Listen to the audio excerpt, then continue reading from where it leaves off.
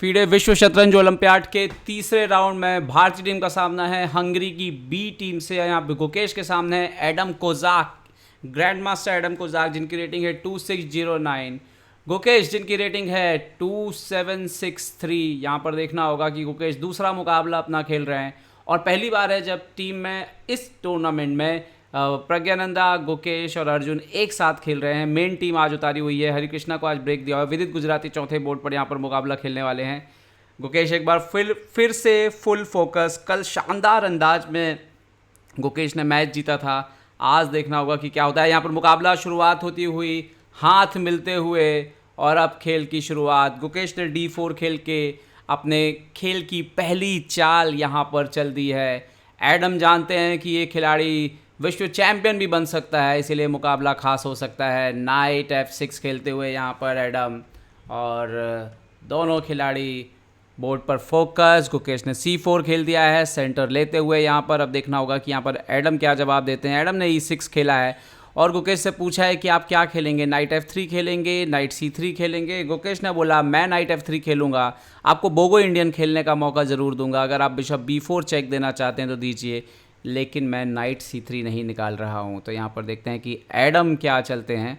Adam focus हैं पूरी तरीके से। यहाँ पर बिशप B4 चेक आती हुई गुकेश को। अब गुकेश के ऊपर है कि क्या खेलेंगे वो। यहाँ पर नॉर्मली यहाँ पर बिशप D2 जो है वो खेल दिया जाता है या नाइट B D2 खेला जाता है। और देखते हैं कि गुकेश यहाँ पर क्या जवाब देते हैं एडम की इस चाल का। शुरुआती स्थिति है अभी खेल की। गुकेश काले मोहरों से भी ये लाइन कई बार जो है वो इस्तेमाल करते हैं, अच्छी समझ रखते हैं इस लाइन की। यहाँ पर नाइट D2 आता हुआ और उन्होंने बोल दिया जैसे कि मैं अपना बिशप तो फिलहाल एक्सचेंज नहीं करने वाला हूँ। हम देख रहे हैं काफ़ी समय से गुकेश अपने ऊँट को काफ़ी बचाते हैं, बिशप को काफ़ी बचाते हैं और बढ़िया खेल खेलने लग गए हैं बिशप के साथ, जैसे जैसे उनकी समझ जो है वो खेल में गहरी होती जा रही है। यहाँ पर D5 खेल दिया है एडम ने और सेंटर लेते हुए गुकेश ने क्वीन A4 चेक दिया है और ये बोला है कि देखिए आपको नाइट C6 निकालना होगा, वरना आपका ये ऊँट जो है वो फंस सकता है। तो यहाँ पर ओनली मूव है नाइट C6 यहाँ पर बोर्ड पर आता हुआ। और अब यहाँ पर आपको डेवलपमेंट अगर कंप्लीट करना है तो E3 एक बहुत ही नेचुरल मूव हो सकता है गुकेश की ओर से, या फिर कई बार आप A3 करके सवाल पूछते हैं इस बिशप से। तो दो चालें A3 या E3 में से कुछ ना कुछ गुकेश चुनेंगे। गुकेश ने E3 खेल दिया है बोर्ड के ऊपर और डेवलपमेंट को प्राथमिकता देते हुए एडम ने यहाँ पर कैसल कर ली है। एडम कोजाक यहाँ पर कैसलिंग करते हुए। तो दोनों तरफ से अभी हम देखें तो शुरुआती जो चालें हुई हैं डेवलपमेंट बराबर होता हुआ। गुकेश ने A3 किया यहाँ पर, तो एडम ने बिशप इंटू D2 मार दिया है यहाँ पर। So now bishop into D2 board पर आता हुआ।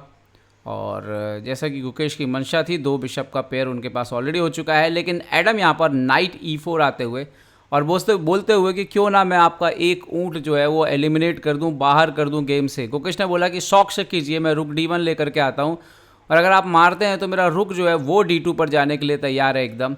एडम ने यहाँ पर नाइट को पीछे की तरफ खींचा है और शायद F5 G6 के जरिए जो है वो गेम में आना चाहते हैं, और मोस्ट प्रॉब्ली ये भी ज़रूरत है कि शायद बिशप D7 से आए और C5 जैसी चालें आपको नजर आए। खैर गुकेश ने यहाँ पर बिशप D3 खेल दिया है, डेवलपमेंट अपना करते हुए बराबर यहाँ पर गुकेश।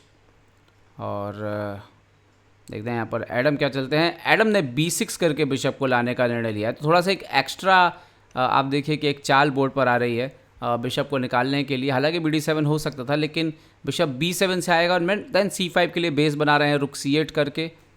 गुकेश यहाँ पर क्वीन C2 वापस जाते हुए ये एक प्रकार से जताते हुए कि अपना काम यहाँ पूरा हो चुका है।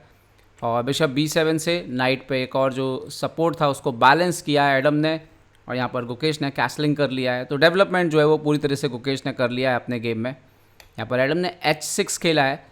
H6 का आइडिया शायद बिल्कुल साफ है कि बिशप इंटू मारने के बाद अगर आप पॉन से मारते तो नाइट G5 जा रहा था, और फिर अगर आप F5 नहीं कर सकते थे E6 की वजह से तो और E4 का पॉन मारा जाता, तो इसीलिए उन्होंने इंतजाम किया। खैर गुकेश ने यहाँ पर बिशप C1 कर लिया, कोई बोला चलो बिशप तो मैं बचा लेता हूँ अपना। एडम ने यहाँ पर A5 कर दिया है और गुकेश के जो B4 है उसको एक प्रकार से डीमोटिवेट किया है, बट गुकेश बोल रहे कि ठीक है कोई बात नहीं, अभी B3 से काम चलेगा और ये जो बिशप है अब B2 पर जा कर के बैठेगा। गुकेश की एक बहुत अच्छी खासियत है कि वो धीरे धीरे मोहरों को इम्प्रूव करते हैं। नाइट G6 एडम खेलते हुए तो गुकेश धीरे धीरे मोहरों को इम्प्रूव करके अपनी फेवरेट पोजीशन पर ले जाने के लिए जाने जाते हैं और यहाँ पर बिशप B2 पर आता हुआ। तो देखिए अभी हो सकता है कि थोड़ी देर में गुकेश जो है अपने और मोहरों को जो है वो ठीक करना शुरू करें। यहाँ पर F5 किया एडम ने तो गुकेश ने A4 किया है, एंड देन रुक F7 किया है तो गुकेश ने नाइट जो है वो E1 पर खींचा है। यहाँ पर इंटरेस्टिंग है, ये नाइट E1 पर आया है। तो इसका मतलब क्या है? इसका मतलब इन फ्यूचर जो है आप F3 जैसी चालें भी देख सकते हैं। ओके, यहाँ पर एडम ने रुक C8 खेला है, गुकेश करते हुए F3, घोड़े को चुनौती देते हुए कि पीछे की तरफ हटिए आप यहाँ से। नाइट F6 आता हुआ, और अब गुकेश ने खेला है बिशप E2। देखिए आप कैसे वो जगह खाली करें, अब वो नाइट जाने वाला है वहाँ पे। एडम ने क्वीन D8 खेल दिया यहाँ पर, और नाइट जाता हुआ D3 पर। ये खासियत है, वो मोहरों की जगह बदल देते हैं, कौन सा मोहरा कहाँ ज़्यादा अच्छा है। नाइट जाता हुआ यहाँ पर D7 पे। धीरे धीरे जानते हैं मोहरों को कहाँ पे रखना है गुकेश, और क्लासिकल शतरंज में इसीलिए उनका कोई सानी नहीं है। रुकाता हुआ E1 पर, और आप देखिए शायद बिशप जो है वो F1 जाने की तैयारी है। यहाँ पर नाइट D7 खेलते हुए देखिए, ना तो एडम ने पोजीशन को कहीं से ओपन किया है, नाइट E7 खेला एडम ने, ना ही गुकेश ने पोजीशन को कहीं से ओपन किया अभी तक। बिशप F1, और इंतज़ार हो रहा है कभी ना कभी जो है वो बोर्ड पर मोहरे जो है वो ओपन होंगे।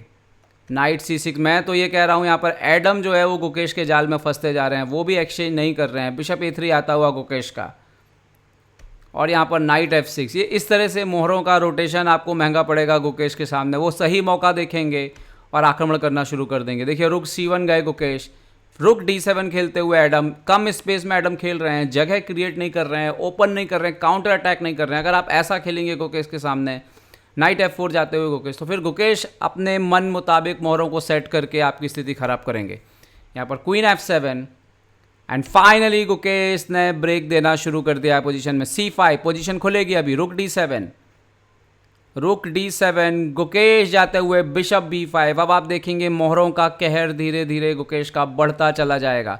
नाइट गया है पीछे D7 पर इतना कम स्पेस जहाँ पे सब बिल्कुल आजू बाजू बैठे हुए हैं, बहुत प्रॉब्लम जाने वाली है जैसे ही गुकेश पोजीशन ओपन करेंगे। क्वीन D2 यहाँ पर करते हुए गुकेश, क्वीन F6, नाउ रुक C2, यहाँ पर उन्होंने किया G5, और वो तो वैसे भी जो है काफ़ी देर हो गई मेहरबान आते आते। अब ये नाइट D3 पे आएगा, नाइट E5 पे जाने की तैयारी। यहाँ पर नाइट B8, सो नाउ रुक C1, now queen G7। Interesting है, एडम के पास ज़्यादा समय है नहीं। Queen E1, Adam king H8 खेलते हुए यहाँ पर, और गुकेश नाइट E5 आते हुए। तो वो देखिए लगातार वो मोहरों को इम्प्रूव करें। Night into E5, pawn into E5, आप मार नहीं सकते हैं इस पॉन को, ध्यान रखिएगा, अदरवाइज बिशप B2 से क्वीन पिन हो जाएगा। तो यहाँ पर C6 किया है उन्होंने। गुकेश बिशप D3 वापस आते हुए बहुत जल्दी मारा है क्योंकि समय उनके पास था नहीं। पॉन इंटू पॉन, यहाँ पर गुकेश रुक इंटू C5 जाते हुए, अभी A5 भी मरेगा कभी ना कभी। यहाँ पर नाइट D7 आएगा यहाँ पर मोस्टली, यस नाइट D7 आता हुआ बोर्ड पर। गुकेश रुक इंटू A5 यहाँ पर, now night into E5। But ये पॉन लेना भले ही ले लिया आपने, लेकिन ये महंगा पड़ेगा क्योंकि वो डायगोनल ओपन कर दिया। बिशप F1 गुकेश ने खींचा है, रुक 8। देखते हैं गुकेश यहाँ पर क्या करते हैं। गुकेश के पास ऑलरेडी पास पॉन जो है वो तैयार हो चुका है। रुक C2 गुकेश करते हुए यहाँ पर क्वीन C1 भी लाने की तैयारी है उनकी, ज़रूरत पड़ने पर एक्सचेंज करने के बाद। यहाँ पर नाइट G6, तो गुकेश ने खेला है बिशप B2, E5। अभी ये चाल पे देखते हैं गुकेश क्या चाल चलते हैं। यहाँ पर आई थिंक रुक 8 एक्सचेंज भी कर सकते हैं, बिशप 8, और फिर शायद अपना पॉन बढ़ना भी शुरू कर सकते हैं रुक 8 मारते हुए। और एडम यहाँ पर रुक बिशप A8 मारते हुए 40 चालें हो चुकी हैं दोनों खिलाड़ियों की तरफ से। तो जो बहुत तेज़ी से चालें चली जा रही थी उसमें थोड़ा सा दोनों के पास टाइम है। अब A5 करते हुए यहाँ पर गुकेश, और एक प्रकार से बताते हुए कि देखो मेरा पॉन आ रहा है, आप क्या कर सकते हो। King H7, A6, bishop F1 पे बैठे बैठे जो है यहाँ पर पॉन को सपोर्ट कर रहा है।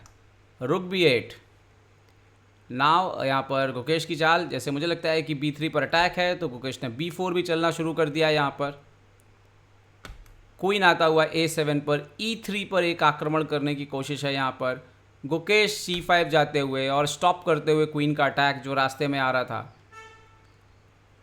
राजा एकदम अकेला है एक किनारे पर, प्यादों ने एक सुरक्षा घेरा बना के रखा हुआ है, क्वीन E7, लेकिन गुकेश सारा खेल इस तरफ कर रहे हैं, वो धीरे धीरे पॉन बढ़ रहे हैं और कभी ना कभी B5 ब्रेक आएगा।